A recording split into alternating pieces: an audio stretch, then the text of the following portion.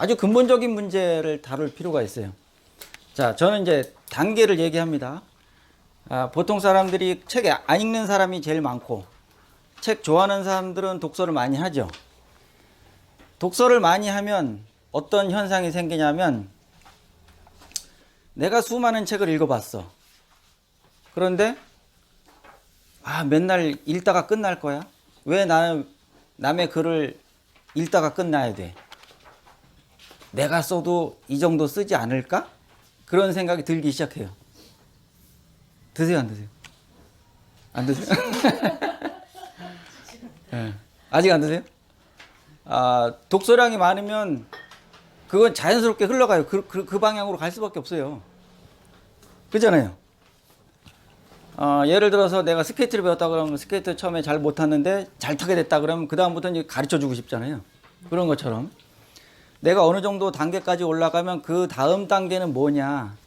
읽기 다음에는 쓰기 단계예요. 그래서 이제 쓰기 단계로 진입하시면 좀 더 폭이 넓어지는 거죠. 그래서 이걸 어렵다고만 생각하실 게 아니라 도전해 보실 필요가 있어요. 자, 글쓰기가 뭔지를 먼저 생각해 볼게요. 글쓰기가 뭔가. 제가 먼저 말씀드린다면 글쓰기는 자기가 생각하고 있는 것을 글이라는 문자를 통해서 옮기는 과정이에요. 근데 글쓰기에 그 종류가 여러 개가 있잖아요. 시, 소설, 수필, 희곡, 평론. 그 외에 여러 가지 잡문들 많이 있죠. 그러면 글을 쓰고 싶어 한다, 쓰고 싶지 않다. 그것도 생각할 필요가 있고요. 글에 대한 열정이 있느냐, 없느냐. 그건 상당히 중요한 거예요. 제가, 글에 관심을 가진 게 언제냐면은 대학교 1학년부터 그때 이제 고등학교 때까지 다 똑같잖아요. 입시 위주. 그러다가 대학교 1학년 들어가서, 일기를 쓰기 시작했어요. 하고 싶은 말이 많은 거예요. 그렇죠? 내부에서 이렇게 올라오는 말들 있잖아요. 생각을 어떻게 분출할까? 이제 그걸 일기장에 적기 시작했어요. 매일매일 하다 보니까 습관이 돼요. 그 다음에 안 하면 허전해져요. 어느 정도였냐면 대학교 1학년, 2학년 때 일기를 많이 썼고 2학년 마치고 군대를 가서 군대에선 일기를 쓰지 못하게 돼 있어요. 군사 보안. 그래서 그 내용 안에 군사 보안이 들어가면 그 골치 아파지거든요. 그래서 못 쓰게 하는데 저는 썼죠. 그건 뭐냐면 글을 쓰기에 대한 열정이 있었다는 거예요. 글을 잘 쓴다 못 쓴다 하는 거는 실력 차이가 아니고요. 열정이에요. 열정. 나한테 그런 마음이 있느냐? 그 마음만 있으면 그 나머지 모든 건 다 해결이 돼요. 문법 아무것도 아니에요. 예. 시간도 문제가 없어요. 짜투리 시간이라는 게 있으니까. 또 요즘에는 종이다 쓸 필요 없이 그냥 스마트폰에 써도 되잖아요. 제일 중요한 거는 열정이에요. 글쓰기에 대한 열망이 내 속에서 넘쳐나느냐. 넘쳐난다면 그 다음엔 모든 문제가 다 해결되는 거예요. 자, 글을 쓴다는 거 어떻게 쓰는 게 잘 쓰는 것이냐 말씀해 보세요. 어떻게 쓰는 게 잘 쓰는 거예요?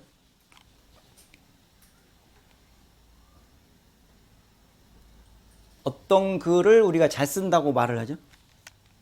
그 글을 읽었을 상대방이나 어떤 사람이 읽었을 때 예. 공감 능력을 공감. 많이 끌어낼 수 있는. 그렇죠. 읽어보고 나한테 느껴지는 게 있고 생각되는 게 있고 감동, 공감까지 주면은 아주 우수한 글이고 보통은 가장 기본적인 거는 전달이라고 봐요. 저는 글쓰기는 전달이다. 의사 전달이다. 그러니까 생각을 전달하는 게 글쓰기다. 그러면 여기서 말하는 잘 쓰는 글은 논리적인 글이라고 봐요. 제가 강의하는 건 뭐냐면 실용적인 글쓰기예요. 실생활에서 써먹을 수 있는 글.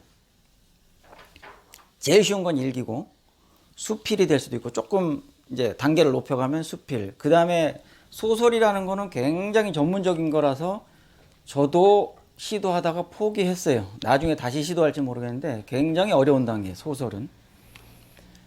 제일 쉬운 거는 일기라고 보시면 되고, 그 다음에 편지 쉽습니다. 노인들도 편지 쓰라 그러면 써요. 아들한테 편지 쓰라 그러면 쓰죠. 할 말이 있는데 아들한테 내가 해주고 싶은 말이 있는데 해주고 싶은 말이 있고 이렇게 용솟음치는 뭔가가 있을 때 그게 글로 나오는 거예요. 그렇죠? 그게 없으면 안 나오죠. 기본적으로는 글감이라는 게 있어야 되는데 그 글감이 지금 말씀드린 것처럼 아들에게 쓰는 편지, 어머니에게 쓰는 편지, 자녀의 시어머니, 시아버지, 친아버지한테 쓰는 편지는 그분에 대한 생각이 있고 말할 내용이 있기 때문에 그거 자체가 글감이라서 풍부하죠. 글감 자체가.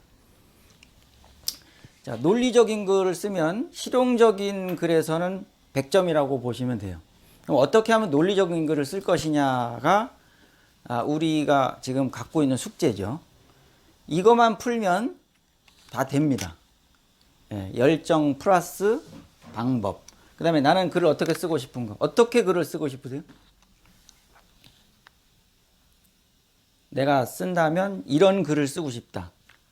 어떤 글? 나를 표현할 수 있는 글을 쓰고 싶어요. 그렇죠. 나를 표현하는 글. 생각과 감정이에요. 글이라는 건 다른 거 아니에요. 생각과 감정. 내가 이런 것을 봤더니 이런 느낌이 들더라. 나는 이런 생각을 했다. 그런 것이죠. 어떤 글을 쓰고 싶은가. 잘 쓰려면 어떤 노력을 해야 되는가. 이거 뭐죠?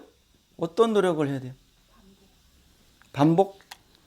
그러면 반복은 물론 필요한데 방법은 좀 알아야 되잖아요. 이거. 어떤 노력? 대치 연습하는 노력. 그걸 하면 돼요. 제가 글쓰기에 경지에 올라갔을 때 어느 정도 경지에 올라간 게 뭐냐면 이거였어요. 26세 비망록. 지금 말씀드린 것처럼 대학교 1학년, 2학년 군대 갔다 와서 3, 4학년 그 다음에 대학원 1학년 되면서 이걸 쓰기 시작했어요. 그러니까 5년, 6년, 7년 정도의 공력이 쌓인 거죠. 이걸 쓰기 전에. 잡문을 많이 쓴 거죠. 일기를. 그러다가 이걸 썼는데 이게 지금 하나로 끝나는 게 아니라 두 개가 있어요. 또 명상록이라고 있어요.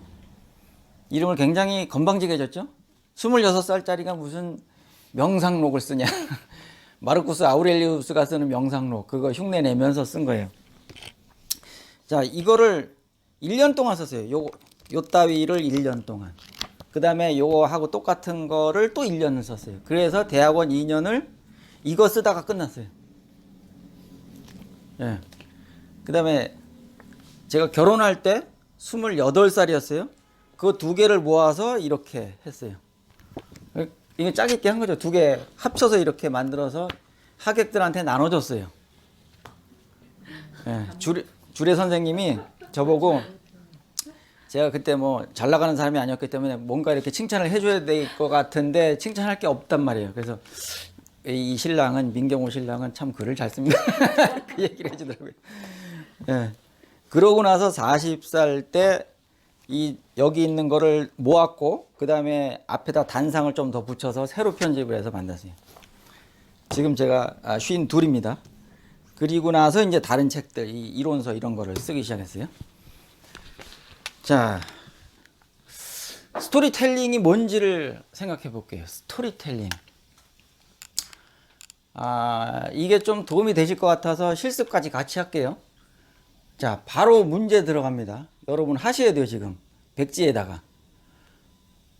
백지 없으면 그 뒷면에다가 그냥 하세요.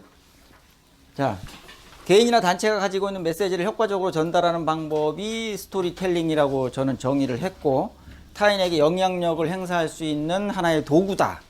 그렇게 얘기를 하는데, 이걸 보여드리면 안 되고. 제가 문제를 낼게요. 첫 번째, 조건 두 가지를 씁니다. 첫 번째 조건, 나는 부자다. 여러분이 부자가 된 거예요. 자산이 얼마냐? 100억이다. 100억을 갖고 있어요. 두 번째 조건, 내가 부자라는 사실을 아는 사람만 알지 다 몰라요. 그래서 동창회에 갔어요. 30년 만에 동창회 갔는데 그 친구들은 내가 부자가 됐다는 사실 몰라요. 그러면 자랑하고 싶은 마음이 들죠. 거기서 이제 글감이 나오는 거예요. 자랑하고 싶어. 내가 부자라는 걸 말하고 싶어. 입이 근질근질해 죽겠는데 어떻게 말하면 이 친구들이 기분이 나쁘지 않고 기분 상하지 않고 열등감 가지지 않게 내가 조곤조곤 말할 수 있을까? 부자라는 사실을 자랑해야 돼요. 자랑하기. 말로 자랑하는 거예요. 말로. 근데 그 하는 말 자체를 지금 글로 쓰는 거예요. 그러니까 자연스럽게 쓰면 되죠. 뭐 했어, 뭐 어땠어, 이랬어, 저랬어라고 쓰시면 돼요. 두 가지 조건을 하는데 자랑하되 여기에 달린 조건은 뭐냐면 기분 나쁘지 않게. 돈을 좀 올려. 기분 나쁘지 않게 자랑해야 돼요. 그러면 이거를 한 5분 정도 실습을 해보시고요. 제가 쓴 거를 보여드릴 거예요. 네, 먼저 해보세요. 1, 2번을 자. 같이 연결해서 해야 되는 거예요. 네, 이 조건을 다 만족해야 돼요. 한번 해보십시오. 동창회요? 네, 동창회 가서 내가 친구들한테 자랑하는 내용이에요. 그 내용 갖고 쓰시면 돼요. 거기다가 힌트를 하나 딱 드릴게요. 지금 감을 못 잡으시니까. 제가 요구하는 답은 뭐냐면 이제 스토리텔링인데 지금 이거 설명하려고 하는 거거든요. 스토리텔링인데 생각해 보세요. 내가 부자가 아니야. 내가 부자가 됐다면 내가 어떻게 살까? 돈을 어떻게 쓰고 다닐까를 생각해 보세요. 백화점에 가서 막 옷을 살 거야. 명품을 사고 집안에다가 비싼 가구를 들여놓고 또 호화로운 생활을 할 거야. 그 생활을 그냥 보여주면 돼요.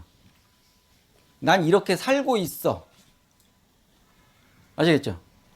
뭐 해외 골프 치러 다니고 또 별장이 있고 뭐 어쩌고 저쩌고 비싼 호화로운 생활을 내가 하고 있다는 걸 그냥 말로 표현해 주세요. 이야기 속에 녹여 주세요. 그거가 반드시 들어가야 돼요. 뉘앙스가. 네, 그렇죠. 여기서 이제 스토리텔링이라고 했잖아요. 스토리 여기에다가 지금 방점을 두는 거거든요. 스토리 이야기예요. 여러분이 극작가가 됐다기보다도 이제 말을 지어내는 소설가가 됐다고 생각해 보세요. 소설가들은 다 거짓말 쓰는 거예요. 그렇죠? 거짓말인데 진짜 같이 쓰는 게 소설이잖아요. 그거는 사실이 아니에요, 소설은. 근데 그 사람들은 상상력이 풍부하기 때문에 뭘 갖다 줘도 쓴단 말이에요. 스토리를 엮어내는 능력이 글쓰기 능력이에요. 그래서 지금 이걸 해보는 거예요. 자, 5분 딱 드릴게요, 5분.